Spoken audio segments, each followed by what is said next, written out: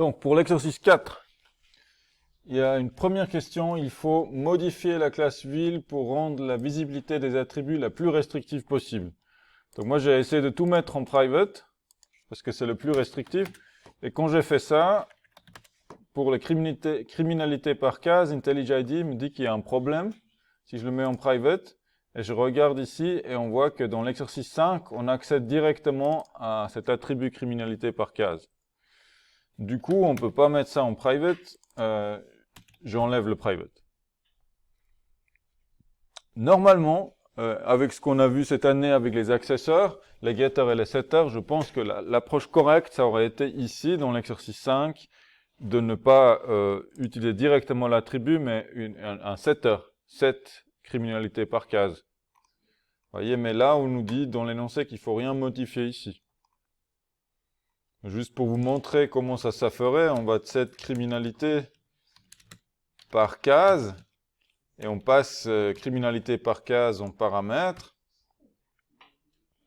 Et dans ville, ceci, du coup, on peut le laisser private, mais il faut rajouter un setter, donc qui est public, qui retourne rien, qui s'appelle set criminalité par case, qui prend en paramètre un tableau int de 2 dimensions, criminalité, et qui fait quoi? Bah, qui fait 10 criminalité par case égale criminalité par case. Voilà, ça c'est la manière propre de le faire. Après, j'ai dû compléter le constructeur, rien de spécial ici. On rajoute le nom, le nombre de cases verticales, le nombre horizontales.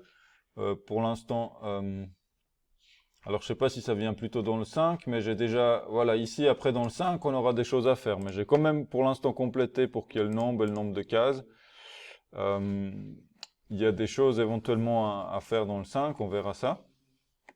Et après, il faut modifier la méthode ajouter un bâtiment. Donc c'est bien un bâtiment, on n'ajoute pas plusieurs bâtiments. Et ce bâtiment-là, on doit l'ajouter où? Ben, à la ville, à la liste des bâtiments. Donc en fait, ce qu'on a envie de faire, c'est bâtiment.add bâtiment. Il faut pas oublier ici d'initialiser bâtiment parce que sinon on va avoir une null pointer exception. Donc je mets une array list vide pour l'instant ici. Mais on ne veut pas faire ça dans tous les cas. On veut le faire uniquement si le bâtiment ne dépasse pas la taille de la ville. Imaginez-vous, par exemple, on a cette salle de classe. On peut l'imaginer comme une grille. Chaque mètre est déligné. Si je vous dis, dans le dernier mètre, là-bas au fond, je vais mettre une table qui mesure 4 mètres carrés, c'est-à-dire 2 mètres sur 2. Est-ce que ça va rentrer? Non, ça rentre pas, parce qu'il manque 1 mètre de largeur et 1 mètre de longueur. Donc on a l'exemple ici d'illustration dans l'annexe. Vous voyez, ce bâtiment, on donne la position plus la largeur. Donc on dit position, donc on le rajoute à la position 6, 4. Et la largeur, elle est 5, et puis la hauteur est de 3, donc ça rentre. Par contre, ici, on a, par exemple, 2 par 4. Donc là, on a une largeur 2, hauteur 2, largeur 4. On veut le poser à la position 8, 10. Bah, ça va pas, parce que si on regarde ici où ça commence à la case 10, on rajoute 4. Ben, on finit à 10, 11, 12, 13. Et 13, il n'y a plus. Donc, il faut checker si ça dépasse. Et on peut tester séparément la largeur et la hauteur. Donc, if.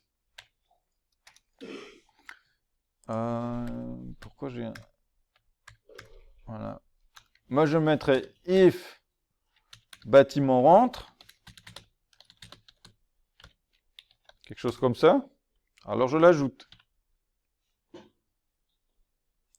Else, je fais message d'erreur. C'est pas bien. Voilà, on regardera après ce qu'on va marquer. Donc le bâtiment rentre. Peut-être qu'on marque juste to do. Bâtiment rentre. Alors qu'est-ce qu'il faut vérifier? Il faut vérifier la hauteur. Donc on peut calculer peut-être la dernière case sur dernière colonne. Et puis la première première et dernière colonne, par exemple. Je fais int, première colonne, non, dernière ligne, et dernière colonne. Vous voyez, je veux calculer où ça se finit, parce qu'on a le début, c'est la position, et puis on a la largeur, mais on ne sait pas où ça se finit.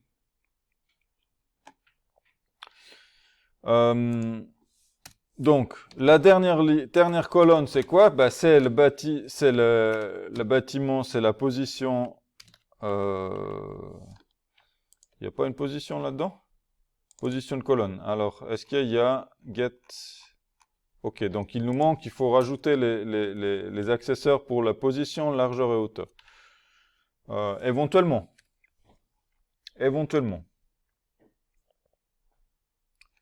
Ou comment on pourrait faire sinon? Est-ce qu'il y a des conseils?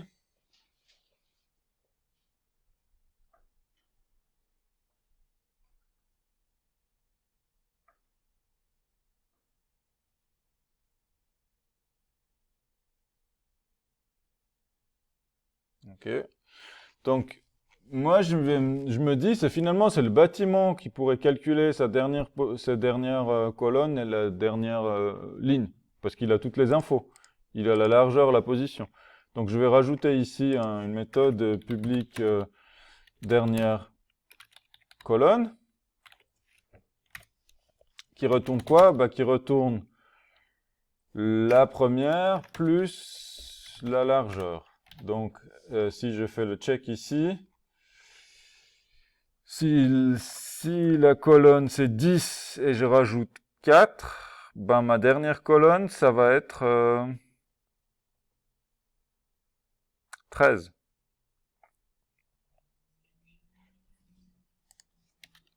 Donc je fais moins 1. Et ça me retourne un entier. Vous voyez pourquoi j'ai fait moins 1? Je veux la dernière colonne occupée. Oui ou pas? Voilà. La dernière colonne occupée, comme ça. Donc, et puis on va aussi faire la dernière ligne occupée. Alors, mon approche ici, c'est pas très scientifique, je regarde juste l'exemple et je regarde ce que ça donnerait avec les chiffres d'exemple. Par exemple, ici, si j'ai un 8 plus 2, la dernière colonne occupée, c'est le 9. Parce que 8 plus 2, ça fait c'est comme les histoires d'indissage, parfois il faut faire plus 1, parfois moins 1. Donc là, on prend la position de ligne, et puis la hauteur, moins 1.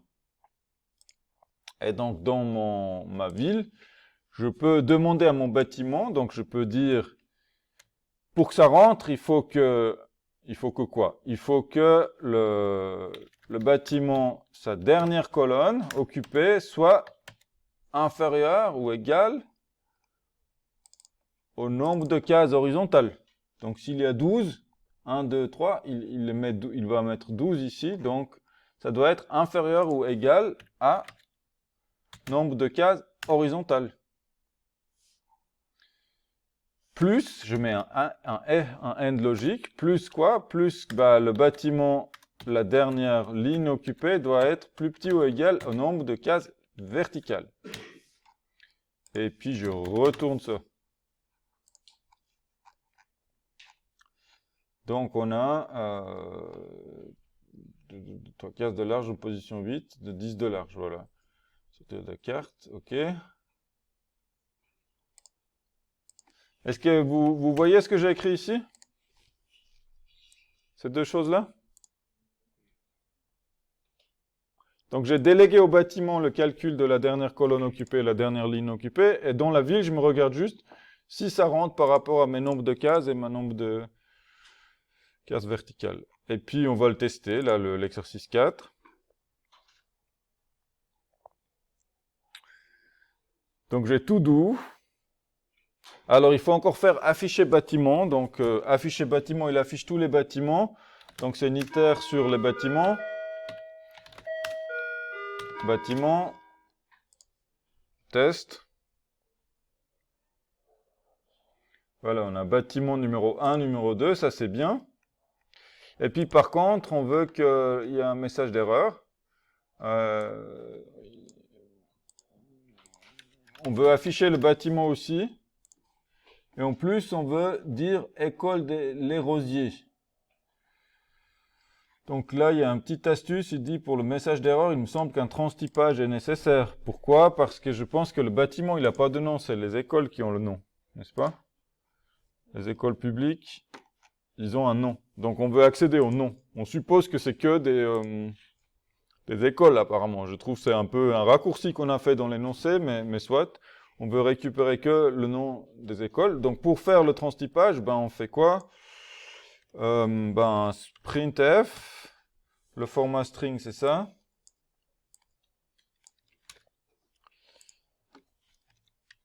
Ce qui varie c'est l'école, le nom de l'école. Donc j'ai besoin du nom, et puis j'ai besoin de la position.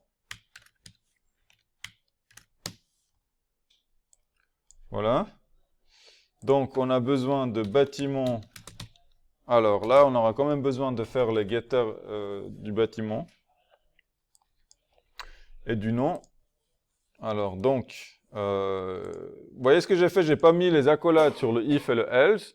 C'est possible tant que vous avez qu'une seule instruction. Mais généralement, on veut toujours rajouter une instruction et parfois on oublie de rajouter les accolades. Donc moi, je vous recommande en fait de mettre systématiquement les accolades. Donc, qu'est-ce qu'on veut faire? On veut faire bâtiment, get position colonne et get position ligne. Donc, on va rajouter les getters et les setters. C'était quoi déjà? Alt insert, getter, position colonne, position ligne. Voilà. Donc, dans ville, ici, on va afficher bâtiment, get, position. C'est d'abord les lignes et après les colonnes ou c'est l'inverse?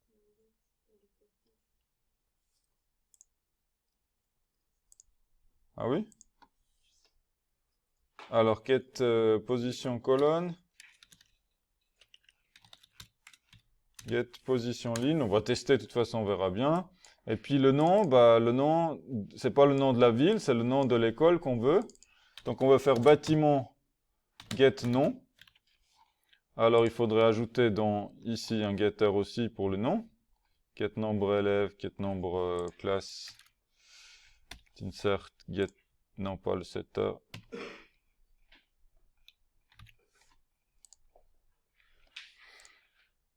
Ah, le nom, il est public. D'accord. Bon, il a été mis public exprès. Donc là, ce qui nous manque, c'est un typecast. Donc, en fait, on dit que c'est une école publique. Et on le transtype de cette manière-là. Vous voyez, je mets une transtypage et je dois d'abord faire le transtypage. Je dois transtyper le bâtiment en école publique.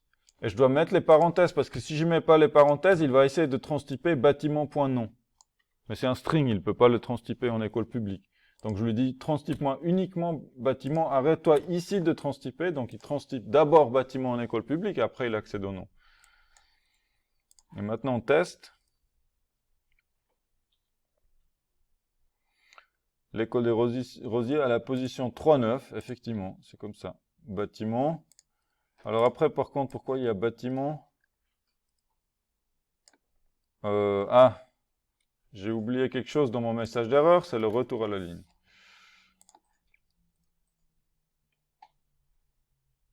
Voilà.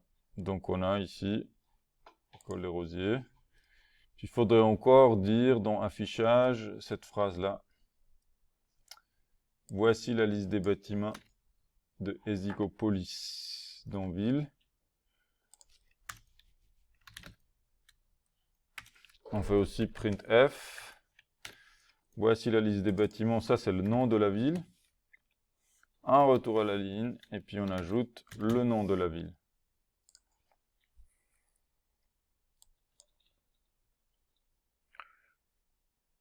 Voilà pour l'exercice 4. Donc, est-ce qu'on peut juste récapituler rapidement ce qu'on a dû faire pour que ça marche?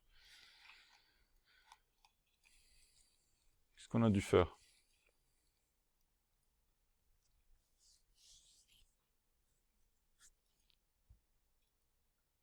On a dû vérifier si le bâtiment rentre dans les cases. Pour ça, j'ai fait une autre méthode qui fait le test, qui vérifie que le test, en fait, la logique telle que je l'ai compris, il y a d'autres façons, je pense, de l'écrire de manière équivalente mais autrement. Je dis que si la dernière colonne occupée par le bâtiment doit être plus petit que le nombre de cases, enfin doit plus petit ou égal au nombre de cases horizontales, et la dernière ligne doit pas dépasser les cases verticales, et dans ce cas-là, ça marche. Donc j'ai fait un et logique, j'ai retourné le résultat de cette condition, et puis du coup on l'ajoute, et sinon on fait le message d'erreur en faisant un transtypage sur bâtiment. Ce truc-là, il est assez risqué parce qu'on n'a pas fait de check de instance of. Donc personnellement, je trouve pas très propre la manière dont l'énoncé a été construit. Quelque part, le message d'erreur marche que si c'est une école publique. Donc je sais pas, est-ce qu'il faut faire un instance of? Ça me semble pas très clair à moi d'après l'énoncé. Je sais pas si vous avez trouvé quelque chose. Mais je pense que c'est le défaut de l'énoncé, pas de notre solution. Des questions? Ok, donc on va prendre une pause. Et puis de retour donc dans 15 minutes à moins 20 à peu près.